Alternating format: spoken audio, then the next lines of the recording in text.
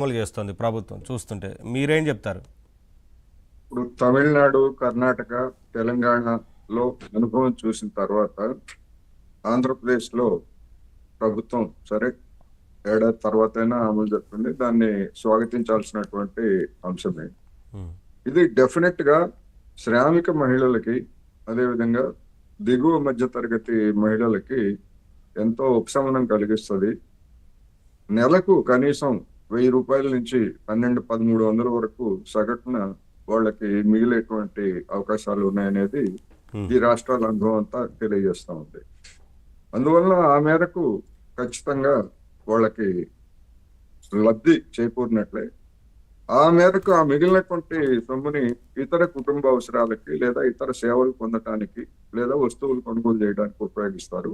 తద్వారా మళ్ళా కేంద్రానికి లేదా రాష్ట్ర ప్రభుత్వానికి జిఎస్టి రూపంలో కొంత ఆదాయం కూడా వస్తుంది అనేది ఒక పాజిటివ్ అంశం.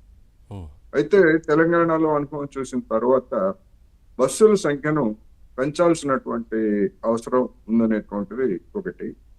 అదేవిధంగా గతంలో గ్రామాలకు బస్సులు నడిచి గ్రామాల్లో ఉన్నటువంటి పరిస్థితులు అంటే ముఖ్యంగా మోటార్ సైకిల్ అనేటువంటివి ఇవాళ గ్రామాల్లో పెద్ద ఎత్తున యువకుల చేతుల్లో ఉన్న తర్వాత వాటి మీద ప్రయాణించేటువంటి వాళ్ళు యువకులు, మహిళలు అందరూ వాటి మీద ప్రయాణించడంతో పాటు గ్రామీణ ప్రాంతాల్లో ఆటోల సంఖ్య కూడా పెరగడంతో అనేక ప్రాంతాలకి ఉన్నటువంటి బస్సులను కూడా ఎత్తేయాల్సి వచ్చింది.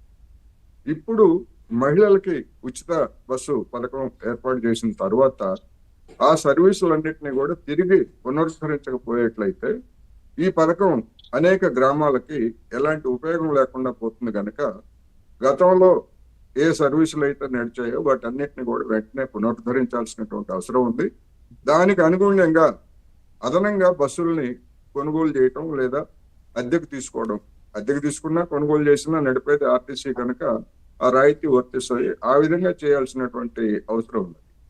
రెండోది, ఎక్స్ప్రెస్ బస్సుల్లో అనుమతించిన తర్వాత ఆ ఎక్స్ప్రెస్ బస్సులని అనేక ప్రాంతాల్లో నాన్ స్టాప్ బస్సులుగా నడుపుతున్నారు పట్టణాల మధ్య. అందువలన ఆ నాన్ స్టాప్ సర్వీసుల్లో కూడా అనుమతించడం ద్వారా మరింత ఉపయోగకరంగా ఉంటుంది. అది న్యాయం కూడా అనేటువంటిది నేను ఈ సందర్భంగా చెప్పదలుచుకున్నాను. యా. అందువలన ఈ విధమైనటువంటి కొన్ని చర్యలు అంటే అవసరమైనటువంటి బస్సుల సంఖ్యని పెంచాల్సింది, రద్దు చేసినటువంటి సర్వీసులని గ్రామాలకి పునరుద్ధరించాల్సింది. అదేవిధంగా ఈ నాన్ స్టాప్ సర్వీసులు సరే మిగిలిన సర్వీసులు దానికి మినహాయింపు ఇవ్వడం అదేమి తప్పేం కాదు, అనేక రాష్ట్రాల్లో ఉంది. ఇంకొకటి నేను ప్రధానంగా చెప్పదలుచుకుంది ఏంటంటే ఆంధ్రప్రదేశ్ చుట్టూ ఉన్నటువంటి తమిళనాడు, కర్ణాటక, తెలంగాణ ఈ 3 రాష్ట్రాల్లో కూడా మహిళలకు ఉచిత సర్వీస్ ఉన్నది కనుక ఈ 3 రాష్ట్రాల మధ్య అంతర్రాష్ట్రాల మధ్య ప్రయాణించేటువంటి మహిళలు కూడా ఉపాధి కోసం ప్రయాణించేటువంటి వాళ్ళు ఉంటారు. అటు బెంగళూరు కావచ్చు, చెన్నై, తమిళనాడు కావచ్చు, ఇటు తెలంగాణ కావచ్చు.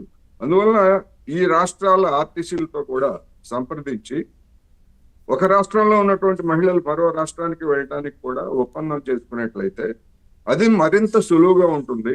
దానివల్ల అదనంగా పడేటువంటి భారం ఏమీ ఉండదు అనేది కూడా నేను చెప్తున్నా. అందువలన ఈ రాష్ట్రాలన్నింటిలో ఆ పథకం అమలు జరుగుతుంది కనుక ఒక అవగాహన ఎట్లయితే అంతర్రాష్ట్ర రోడ్ల గురించి ఎట్లయితే ఒప్పందం ఉంది, ఇప్పుడు తెలంగాణ ఆర్టీసీ ఉంది, ఆంధ్రప్రదేశ్ లో ఏ ఊళ్ళకి సర్వీసులు నడపాలో ఒక ఒప్పందం ఉంది. ఆంధ్రప్రదేశ్ నుంచి తెలంగాణ కావచ్చు, కర్ణాటక కావచ్చు, లేదా తమిళనాడు కావచ్చు, అదే విధమైనటువంటి ఒప్పందాలు ఉన్నాయి. అందుకని ఈ రాష్ట్రాలన్నీ కలిసి అంతర్రాష్ట్ర సర్వీసుల్లో కూడా, ఎందుకంటే సరిహద్దు గ్రామాల్లో ఉన్నటువంటి వాళ్ళకి ఎంతో ఉపయోగకరంగా ఉంటుందనేది ఈ సందర్భంగా చెప్తున్నా. ఆ విధమైనటువంటి ఏర్పాట్లు కూడా చేస్తే ఇది మరింతగా సంపూర్ణమయ్యేటువంటి అవకాశం ఉంది. మీరు అన్నట్లుగా ఆయా రాష్ట్ర ప్రభుత్వాలతోని చర్చించి ఆ విధానాన్ని తీసుకురావాలని అంటారు, అంతే కదా? రాష్ట్ర ప్రభుత్వాలు, ఆర్టీసీ సంస్థలు ఇండిపెండెంట్ గానే పనిచేస్తున్నాయి కనుక ప్రభుత్వాలతో చర్చిస్తే సంస్థలు కూడా ఆటోమేటిక్ గా దానికి అంగీకరించేటువంటి అవకాశం ఉంటుంది. ఎవరికి నష్టం అయితే ఉండదు. చూద్దాం. మీరు అన్నట్లుగా ఆ దిశగా కూడా మరి ఆలోచిస్తే చాలామందికి ఇంకా అంటే అదొక మంచి పథకం అవుతుంది. ఎందుకంటే మీరు అన్నట్లుగా ఇతర రాష్ట్రాలకి